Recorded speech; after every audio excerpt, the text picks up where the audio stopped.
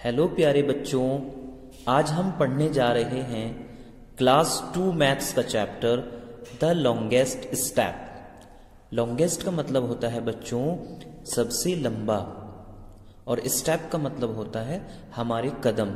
मतलब हम जब चलते हैं तो एक पैर उठाकर हम जब दूसरा पैर रखते हैं तो वह हमारा कदम होता है। तो इसी तरह से चैप्टर का नाम है द लॉन्गेस्ट स्टेप, मतलब सबसे लंबा कदम। सबसे लंबा जो पैरों के बीच की दूरी होती है वो सबसे लंबी दूरी, सबसे लंबा कदम, ये हमारे चैप्टर का नाम है। There were 3 friends, one is a rabbit and another is elephant and a deer. They were playing together in a park. Now the deer is saying, let us see who crosses the stone bridge first. मतलब ये dear बोल रहा है कि इस stone bridge को, ये एक स्टोन ब्रिज है जैसा आप देख रहे हो, कि इसको कौन पहले क्रॉस कर सकता है, कौन पहले क्रॉस करे। फिर एलिफेंट क्या बोल रहा है, the elephant is saying but both of you run fast and I move slowly. Elephant बोल रहा है कि तुम दोनों तो बहुत तेज दौड़ते हो और मैं हल्के चलता हूँ, स्लो चलता हूँ। I know that one of you would cross the bridge first. मैं जानता हूं कि तुम में से कोई एक जो है मुझसे पहले ब्रिज को क्रॉस कर लेगा। I don't want to play the game. Elephant क्या कहने लगा, भाई मैं नहीं खेल रहा, मैं नहीं खेलूंगा, आप तो दोनों तेज दौड़ते हो, आप तो मुझसे पहले जो है इस ब्रिज को क्रॉस कर लोगे। क्योंकि आपने बच्चों वो वाली कहानी तो सुनी ही है जिसमें खरगोश और कछुए की रेस होती है। खरगोश बहुत तेज दौड़ता है लेकिन बाद में कछुआ ही जो है रेस जीत जाता है, और उससे फिर क्या फेमस हुआ, slow and steady wins the race. Okay बच्चों, तो इसके बाद रैबिट क्या बोलता है, rabbit is saying don't worry, let's make a rule, we will not run, we will walk. तो रैबिट ने क्या कहा कि एलिफेंट भैया आप घबराओ मत, हम लोग दौड़ेंगे नहीं, हम लोग सिर्फ चलेंगे। और फिर उसके बाद रैबिट ने क्या बोला, yes it will be fun. और रैबिट ने बोला कि अब बहुत मजा आएगा।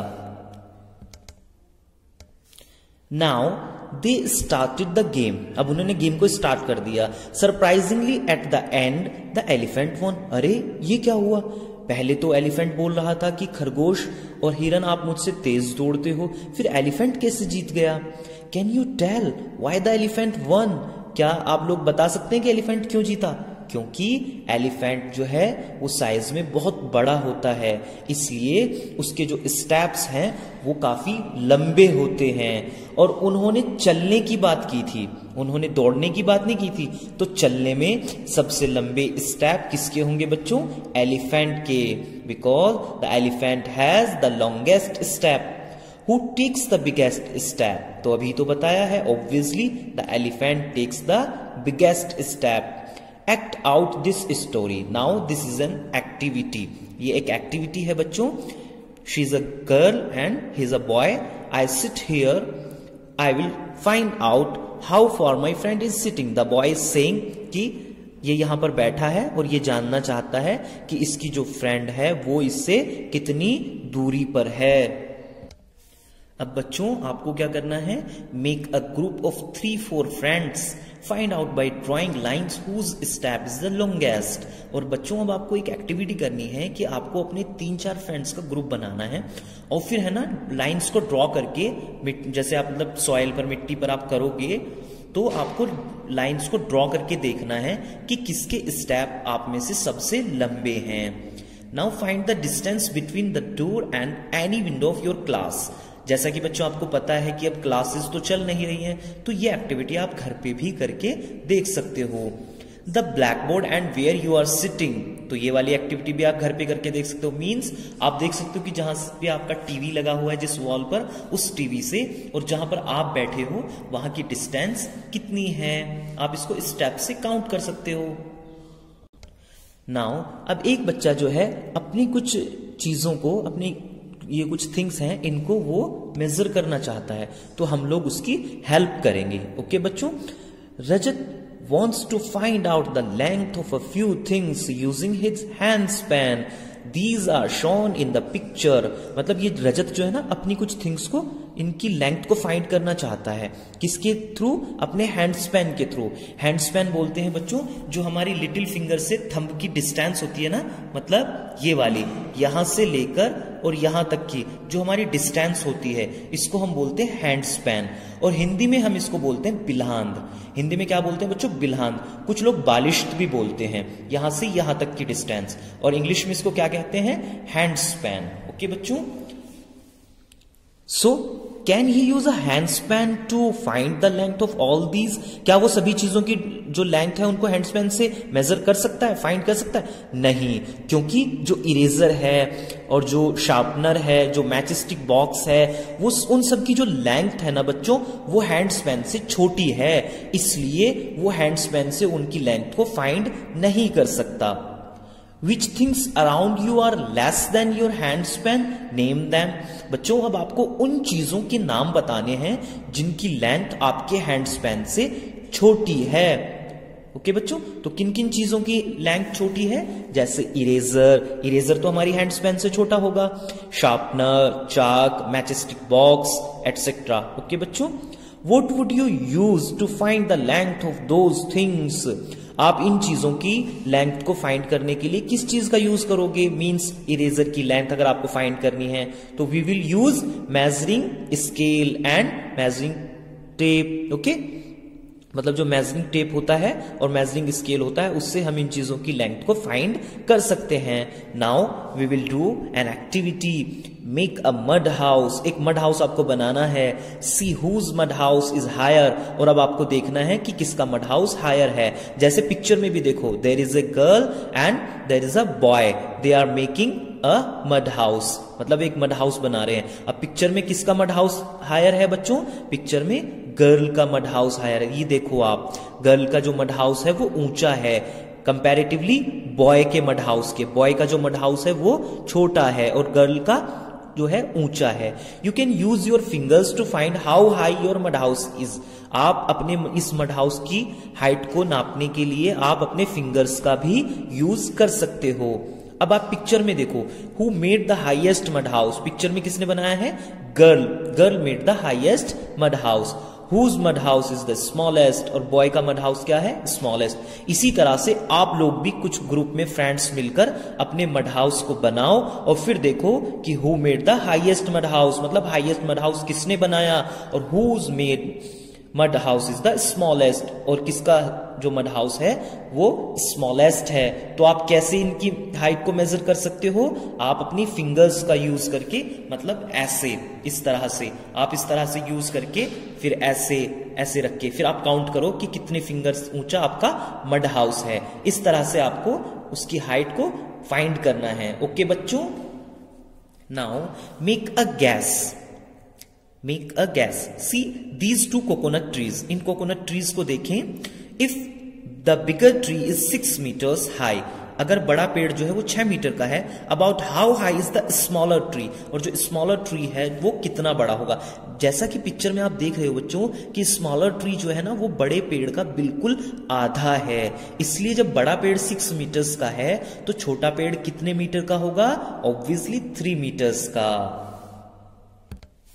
नाउ बच्चों अब आपको कुछ गैस करना है। गैस मतलब आपको अनुमान लगाना है, अंदाजा लगाना है। गैस द लेंथ और height of the things shown below, find the length to check your answer. मतलब जो नीचे कुछ थिंग्स दी गई है ना ये वाली, आपको इनकी जो हाइट है या फिर इनकी लेंथ है उसको गैस करना है। पहले आपको गैस करना है और गैस करके लिख देना है कि इनका कितनी इनकी हाइट हो सकती है, और फिर आपको एक्चुअल में इनको फाइंड करना है कि इनकी हाइट या इनकी लेंथ कितनी है, और फिर आपका जो रिजल्ट आएगा उसको आपको यहां पर लिखना है। कि बच्चों चलो सबसे पहले हम देखते हैं ग्लास को। तो मैंने जब गैस किया तो मैंने गैस किया कि ग्लास की जो हाइट होगी वो 6 से लेकर 7 फिंगर्स तक होगी। मतलब कैसे? देखो जैसे मैं बता रहा हूं, जैसे ये हमारी 4 फिंगर हो गई और इस तरह से रख के ये टोटल 7 फिंगर हो गई। तो मैंने ये गैस किया कि गिलास की जो हाइट होगी वो लगभग 7 फिंगर्स के आसपास होगी, 6 से लेकर 7 फिंगर्स तक। फिर मैंने उसको फाइंड करके देखा तो वो 7 फिंगर्स आई। तो बच्चों इसी तरह से आपको भी इन सब चीजों की हाइट को या फिर इनकी लेंथ को फाइंड करना है। ओके बच्चों, जैसे बकेट, तो मैंने बकेट को मैंने गैस किया कि उसकी जो हाइट है वो 2 हैंड स्पैन्स होगी, मतलब ऐसे 1 हैंड स्पैन, फिर यहां पर ऐसे करके, फिर यहां से ऐसे लेके 2 हैंड स्पैन्स। तो मैंने ये गैस किया। तो जब मैंने इसको एक्चुअल में फाइंड करके देखा तो वो 2 हैंड स्पैन्स ही निकली। ठीक है बच्चों। फिर इसके बाद योर हैंड, तो हमारा जो हैंड है इसकी यहां से लेकर यहां तक मतलब कितनी हाइट होगी 4 मैच स्टिक्स। इसकी यहां से लेकर यहां तक की जो लेंथ है वो 4 मैच स्टिक्स मैंने गैस की और वो 4 मैच स्टिक्स ही निकली। बच्चों ये जो है ये अलग अलग हो सकती है क्योंकि हमारे जो हैंड होते हैं वो सबके थोड़े छोटे बड़े होते हैं। इसी तरह से टीचर्स की टेबल, जब मैंने टीचर्स की टेबल को गैस किया तो वो 4 हैंड स्पैन मैंने गैस किया और वो एक्चुअल में भी 4 हैंड स्पैन के आसपास ही उसका रिजल्ट आया। इसी तरह से जब मैंने अपनी नोज को गैस किया तो मैंने 3 फिंगर्स गैस किया और उसकी हाइट जो निकली वो लेंथ वो भी 3 फिंगर्स ही निकली। इसी तरह से जब मैंने वाटर बोतल की हाइट को जो है गैस किया तो मैंने 10 फिंगर्स गैस किया जो मेरे पास वाटर बोतल है, बट जब एक्चुअल में उसको मैंने फाइंड किया तो वो 11 फिंगर्स रिजल्ट उसका आया। इसी तरह से जब हमारे हेयर, तो बेटा हेयर के बारे में तो अलग अलग रिजल्ट होंगे, है ना। जैसे गर्ल्स के जो हेयर होते हैं वो तो लंबे होते हैं, बॉयज के हेयर छोटे होते हैं। तो मैंने जब गैस किया, मैंने गैस किया कि 4 हैंड स्पैन्स जो है वो हो सकते हैं, और जब मैंने अपनी सिस्टर के देखा तो वो 2 हैंड स्पैन्स थे।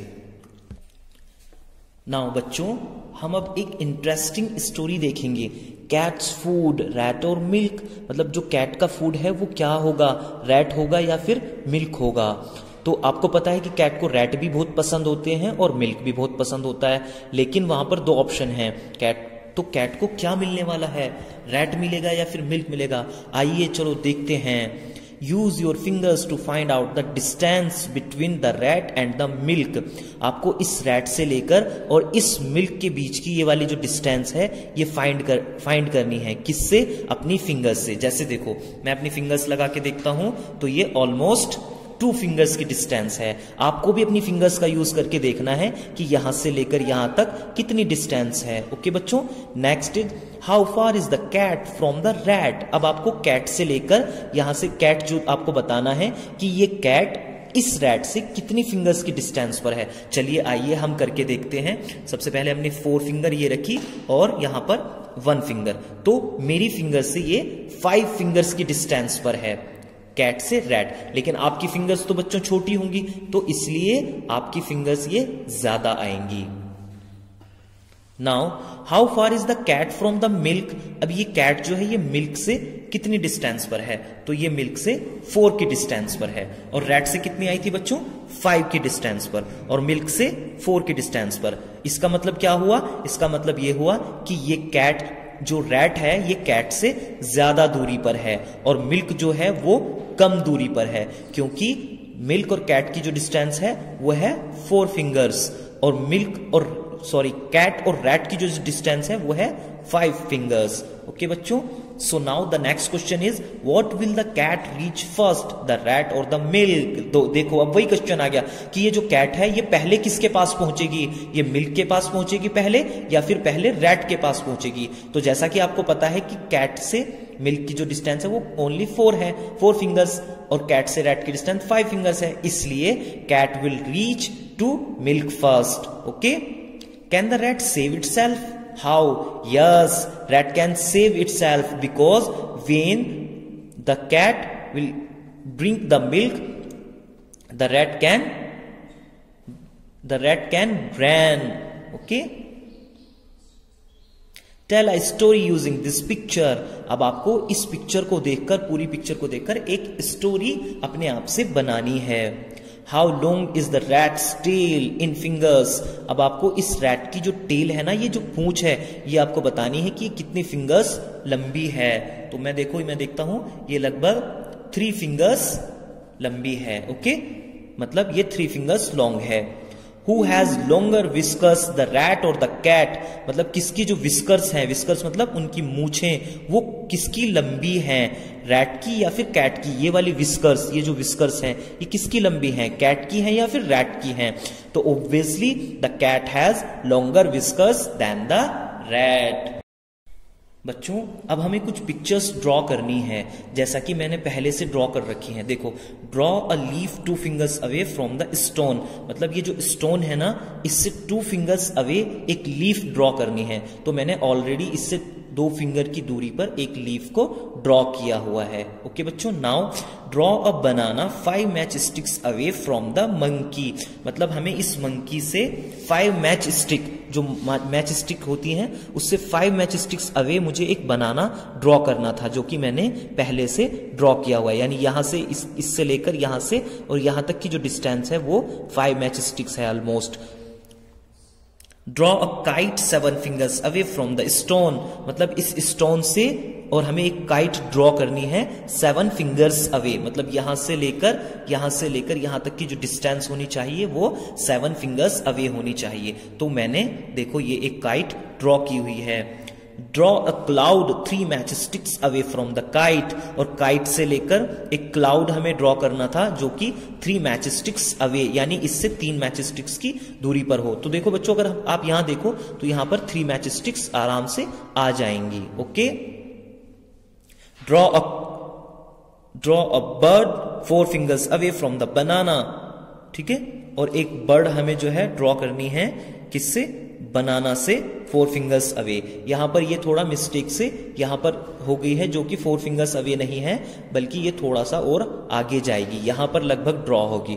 ओके बच्चों, लगभग यहां पर ड्रॉ होगी, क्योंकि जब हम बनाना से 4 फिंगर्स करेंगे तो लगभग यहां पर आएगा। ओके बच्चों, यहां पर कहीं भी कर सकते हो आप, यहां पर भी कर सकते हो, इधर भी कर सकते हो। ओके बच्चों, draw yourself anywhere on the page, find how far you are from the monkey's nose. और अब आपको अपनी कोई पिक्चर बनानी है, जैसे मैंने ये बना रखी है, और फिर आपको देखना है कि आप मंकी की नोज से कितना दूरी पर हो। तो अगर मैं देखूं तो देखो लगभग 2 fingers away, I am 2 fingers away from the monkey's knows.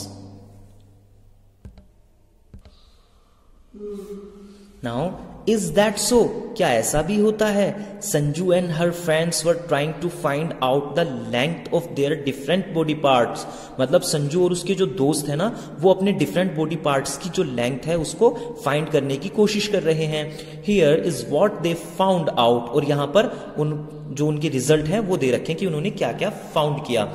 My face is about 1 hand span long. He is saying कि इसका जो फेस है वो 1 hand span long है। देखो इसने किया हुआ ना, यहां से थंब से लेकर और जो लिटिल फिंगर है ये 1 hand span long। Okay, My arm is not as long as my leg, और ये क्या बोल रहा है कि जो इसकी आर्म है वो इतनी लंबी नहीं है जितनी लंबी इसकी लेग है। आप देखो इसकी लेग जो है वो इसकी आर्म से आगे निकली हुई है। My forehead is about 4 fingers wide, और ये क्या बोल रही है गर्ल कि इसका जो forehead है वो लगभग 4 fingers wide है।